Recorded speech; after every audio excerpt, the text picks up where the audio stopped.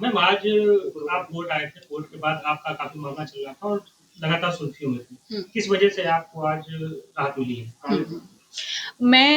मेरे हस्बैंड ने 13/1/2024 को 25 को सॉरी मेरे खिलाफ एक मुकदमा फेक मुकदमा दर्ज कराया था अपनी थाने में, जहाँ पर वो खुद पोस्टेड है, जिसका उसने काफ़ी मिसयूज़ किया, मेरे ऊपर काफ़ी प्रेशर भी क्रिएट किया, मुझे मीडिया में बदनाम किया कि मैं लुटेरी दुल्हन हूँ, मैं ऐसी हूँ वैसी हूँ। एंड थैंक्स फॉर भाषिन सर, जो हमारे एडवोकेट हैं, जिन्होंने अनबाइज्ड होकर एक न्याय के लिए पूरी लड़ाई लड़ी। उनके ऊपर भी काफ़ी प्रेशर क्रिएट किया गया था, लेकिन उन्होंने कोई भी प्रेशर ना मानते हुए आज सच्चाई की जीत मेरे को दिलाई है। मैं कानपुर आई थी अपने एविडेंस देने के लिए कि सर मेरे हस्बैंड ने, जो उसी थाने में पोस्टेड है और जो आयु है वो उसका दोस्त है, हमने फोटो भी शेयर किया है कि वो उसी का दोस्त है, तो कहाँ से फेयर इन्वेस्टिगेशन हो जाएगा। लेकिन उन्होंने उस चीज का फायदा उठाया और मेरे को वहीं से अरेस्ट कर लिया, जबकि मैं खुद वहां पर जा रही हूँ अपने एविडेंस देने कि आप मेरा भी पक्ष सुनिए। ऐसा नहीं है कि उसने कुछ भी कह दिया हो गया है। कौन सी लुटेरी दुल्हन शादी में स्कॉर्पियो गाड़ी देती है? कौन सी लुटेरी दुल्हन 25 लाख की एफडी देगी? कौन सी देगी? आप शादी से 1.5 साल पहले से मेरे को जानते हैं, मेरे साथ आप रिलेशन में थे। आपने मुझसे 14.5 लाख ऑनलाइन लिया है, ऑफलाइन तो जितना लिया है उसका छोड़िए, ऑनलाइन आपने मुझसे 14.5 लाख लिया है। शादी के बाद भी आपका एक्सटॉर्शन खत्म नहीं होता, आपकी डिमांड खत्म नहीं होती है। आप दरोगा हैं तो इसका मतलब ये थोड़ी ना है कि आप कुछ भी करेंगे। बीवी को आपने इस हद पे पहुंचा दिया था कि शायद सुसाइड ही एक पॉइंट रह गया था। अगर मुझे बशिन सर जैसे सच्चे ऑनेस्ट एडवोकेट ना मिलते तो शायद मैं तो बिल्कुल वो हो गई थी। एक आरोप और लगा कि 2 बैंक मैनेजर। हाँ, ऐसा कुछ नहीं है, वो बिल्कुल झूठ है। मेरी सिर्फ एक ही शादी हुई है, वो हुई है आदित्य कुमार लोचव के साथ। ये सब फैब्रिकेटेड चीजें बना रहा है, जो ये बनाता ही रहा है। इसने जो प्रेजेंट आयु है उसको भी काफी ज्यादा बदनाम किया है, और ये सब इसकी चीजें हैं। इसके अकाउंट में आपके पास 8 करोड़ रुपए का ट्रांजेक्शन वो सब बिल्कुल झूठ है। मेरे जो भी हैं, मैं 2016 से वर्किंग हूँ। मेरे जो भी अकाउंट है वो सैलरी अकाउंट है, और जो भी उसमें बैलेंस है वो हमारा लोन का है। मैं एक संपन्न घर से हूँ, मेरा भाई भी मैनेजर है, मैंने भी मैनेजर की जॉब की है। हमारा रेंट आता है, हमारा 3 फ्लोर्स का बिल्डिंग है, हमारे खेती है। ये मेरे भाई की हाईवे वाली जमीन से हिस्सा चाहता था, उसे बेचकर इसको बाग चाहिए था, जिसके लिए मैंने इसको क्लियर मना किया। इसीलिए ये ऐसी ऐसी चीजें मेरे ऊपर बना रहा है। सीसीटीवी भी दिख रहा है, सीसीटीवी में आप कैमरे को छुपाते नजर आ रही हैं, उसको क्या कहना है? हाँ, उस पे ये कहना है, वो पूरा घर मैंने ही बनवाया है। इसके घर भी नहीं बना हुआ था, इसके शौचालय भी नहीं था घर में, गाटर सिल्ली पड़ी हुई थी। पूरा घर इसने मुझसे पैसे लेकर पूरा घर बनवाया, उसमें एक एक फर्नीचर आज भी मेरे पैसों का है, जिसका मेरे पास बिल भी है। वहाँ पे जितने भी यूटेंसिल्स हैं, जितना भी फर्नीचर है, क्रॉकरी है, सब कुछ मेरे पैसों की है, सब कुछ मेरी है, जिसका मेरे पास बिल है। उसके बाद ये हमारा इतना ज्यादा प्राइवेसी भंग करता था, इसने मेरे वॉशरूम के बाहर तक कैमरे लगा रखे थे, किचन में कैमरे लगा रखे हैं। इतना ज्यादा हरास ये जितना कर सकता था इसने इतना किया है, लेकिन ये हार गया, क्योंकि हमेशा जीत सच्चाई की होती है। आज आप रिमांड पे ले गए थे, आपको रिहा कर दिया गया, किस वजह से? उन्होंने रिमांड के लिए पूछा था कोर्ट से, लेकिन कोर्ट ने सारी चीजों को देखते हुए ये 12 में से एक भी धारा प्रूफ नहीं कर पाए। उस सब को देखते हुए और मेरे एडवोकेट ने जो ग्राउंड्स उनको बताए हैं, उनके बिहाफ पर मेरा रिफ्यूज हुआ है और मुझे न्याय मिला है। चौधरी के ऊपर आरोप लग रहे थे कि उन्होंने कई शादियां की है और लोगों से धोखाधड़ी की है। आपके पास एक केस था कि किस तरीके से आज उनको राहत मिली है? देखिए ऐसा है, आरोप लगाना बहुत आसान होता है, लेकिन न्यायालय में आरोप को सिद्ध करना पड़ता है, और आरोप सिद्ध होता है एविडेंस से।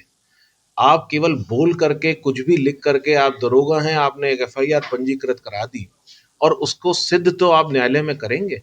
एक भी सेक्शन आप न्यायालय में सिद्ध नहीं कर पाए, किसी चीज की आप पास कोई एविडेंस नहीं है। भाई कौवा कान ले गया तो आपने कान देखा ही नहीं, किसका कान ले गया, आपने जो मर्जी किसी का भी कान लगा दिया उठा करके। ऐसे नहीं चलता है। आप आरोप लगा रहे हैं, आपको आरोप सिद्ध कराने पड़ेंगे, डॉक्यूमेंट्री एविडेंस देनी पड़ेगी, जो आप न्यायालय में नहीं दे पाए। सर क्या कुछ पॉइंट थे जिसकी वजह से राहत मिली? देखिए 41A जो माननीय उच्चतम न्यायालय ने कुछ गाइडलाइंस बनाई हुई हैं, जिस बंदे को अरेस्ट किया जाएगा उसके लिए कुछ गाइडलाइंस हैं जो पुलिस को माननी ही पड़ेंगी। उसका पूरे का पूरा इन्होंने उसको लांघते हुए, अपनी मनमानी करते हुए कि मैं दरोगा हूं, इन्होंने काम कर लिया। फिर कैसे कुछ कौन बता दीजिए। 41A का जैसे नोटिस सर्व नहीं किया गया, कोई उसका कोई कागज नहीं है, ग्राउंड ऑफ अरेस्ट नहीं दिए गए अक्यूज को बताया नहीं गया कि आपको किन धाराओं में क्यों अरेस्ट कर रहे हैं। अरेस्ट करने के बाद अरेस्ट करने के बाद आपने अक्यूज के किसी भी रिलेटिव को कोई इंफॉर्मेशन नहीं दी। ऐसे नहीं चलेगा। जो मानक माननीय उच्चतम न्यायालय द्वारा बनाए गए हैं उनका पालन करना पड़ेगा, और वो मानक बनाए इसीलिए गए हैं ताकि कोई भी पुलिसकर्मी अपने पद का दुरुपयोग करके किसी को प्रताड़ना में न डाल सके। आज कोर्ट ने क्या कुछ कहा है सर? कोर्ट ने यही सब देखते हुए इनको रिलीज किया है, 1 लाख रुपए की पर्सनल बॉन्ड पे और अंडरटेकिंग के साथ इनको रिहा किया है। जो पैसे लेने जो दरोगा उनके ऊपर भी कहा है कि इस चीज की जांच होनी चाहिए। देखिए, पैसे का जो लेन देन है, 58,000 रुपए की तनख्वाह है एक दरोगा की एवरेज महीने की। 58,000 रुपए की तनख्वाह पे 2.5-3 करोड़ रुपए का अकाउंट में transaction, how is it possible? नहीं पॉसिबल है। तो इसकी जांच जरूर होनी चाहिए। आपने इससे शादी करी, आपने इसके साथ पहले 1.5 साल संबंध रखे, लव मैरिज करके फिर आपने शादी करी। आपने ये देखा कि एक संपन्न घर की अच्छी लड़की है, नौकरी करती है, दुधारू गाय है ये मेरे लिए, जब मैं इसको चाहूं तब मैं इसको दू सकता हूं। जब आपका दूना बंद हो गया, भाई रबर बैंड को उतना ही खींचा जाए जितने में वो टूटे ना। इन्होंने रबर बैंड तोड़ दी, तो उसने अपनी आवाज उठाई कि मैं अब नहीं आपको रुपया दे सकती। आपने शादी कर ली, शादी के बाद आप ससुराल रह रही हो, ये मायके रह रहे, ये अपना कानपुर में पोस्टेड है। सर और भी एफआईआर दर्ज हुई है, कहा जा रहा है कि 2 बैंक के कर्मी हैं और एक दरोगा है, उनके ऊपर भी एफआईआर दर्ज कराई गई है दिव्यांशी की तरफ से। नहीं, देखिए, वो सब कुछ जो कराया गया है वो सब न्याय संगत के उसमें कराया गया है। जो न्याय के लिए होना चाहिए वो कराया गया है। जिसने गलत काम किया है, दिव्यांशी ने अपनी आवाज उठाई है। ये एक औरत की गलती आप मान रहे हैं, ये माना जा रहा है कि एक औरत अगर के साथ गलत हो रहा है और वो चुपचाप सहन कर रही है तो वो औरत ठीक है, और अगर औरत के साथ गलत हो रहा है और औरत अपने बात को आवाज उठा रही है तो वो औरत आज दोषी हो गई। भाई, औरत के साथ अगर गलत हो रहा है तो क्या बोलेगी नहीं कि मेरे साथ गलत हो रहा है? उसने बोल दिया तो आप लोग कह रहे हैं कि 4 एफआईआर हो गई, इसलिए 4 एफआईआर होना क्या गुनाह हो गया? कोई एफआईआर साबित हुई है। एफआईआर में यह साबित हुआ है कि इन्होंने झूठी एफआईआर करा दी है, अभी कुछ साबित नहीं हुआ। सर क्या लगता है कि जो सपोर्ट है इस वजह से सारी चीजें हो रही हैं? बिल्कुल, ये तो साफ प्रमाण, सारे कागज जो रिमांड के आए थे उसको देख करके आप एफआईआर देखें, आप खुद देखें एफआईआर। 3.5 पन्ने की एफआईआर है। आप लिखवा पाएंगे 3.5 पन्ने की एफआईआर अगर आपके साथ कुछ हो जाए? कोई नहीं लिखवा पाएगा। ये दरोगा जी थे इसलिए उन्होंने लिखवा ली।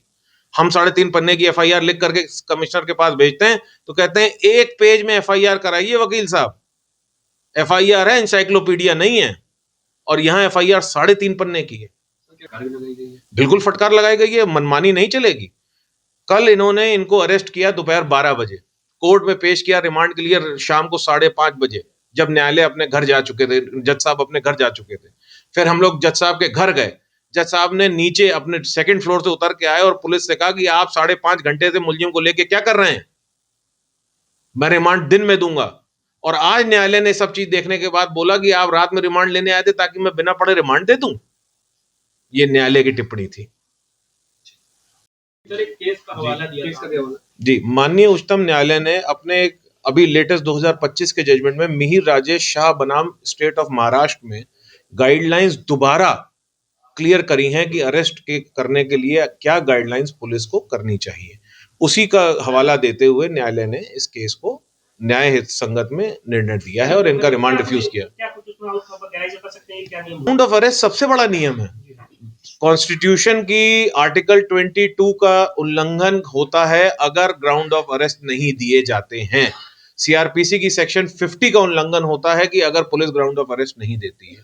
It is a mandate. आप किसी का फंडामेंटल राइट नहीं खत्म कर सकते हैं। फंडामेंटल राइट है जो सुप्रीम कोर्ट ने जिसको बाइंडिंग किया है पुलिस और अधिकारियों के ऊपर। केवल पुलिस नहीं है, इसमें ईडी, पीएमएलए सब शामिल है, सबके ऊपर है। They have to give a ground of arrest before arresting a person. और ग्राउंड ऑफ अरेस्ट के बाद नहीं आप तैयार करेंगे। यहां 5 घंटे आपने अरेस्ट 12 बजे किया, 5:30 बजे आप कोर्ट में पेश कर रहे हैं। क्या कागज तैयार कर रहे थे 5 घंटे में? आप पास कुछ तैयारी नहीं थी। दरोगा जी के प्रभाव में आपने इस लड़की को उठा लिया, जो लड़की अपना बयान देने कानपुर आई थी कि भाई मैं अपना पक्ष भी रखूं। और रात से आप मीडियाबाजी करा रहे हैं, रात से लुटेरी दुल्हन, लुटेरी दुल्हन, लुटेरी दुल्हन। क्या आप कोर्ट पे प्रेशर बनाना चाह रहे थे कि ये मीडिया ट्रायल हो जाए जिससे कोर्ट डर जाए? ऐसा नहीं चलेगा। न्यायालय जो न्याय संगत होगा वही करेगा, और आज न्यायालय ने यह बात साबित करी। हमारे जो जज साहब थे ACGM 7 के Amit Singh, hats off to that person.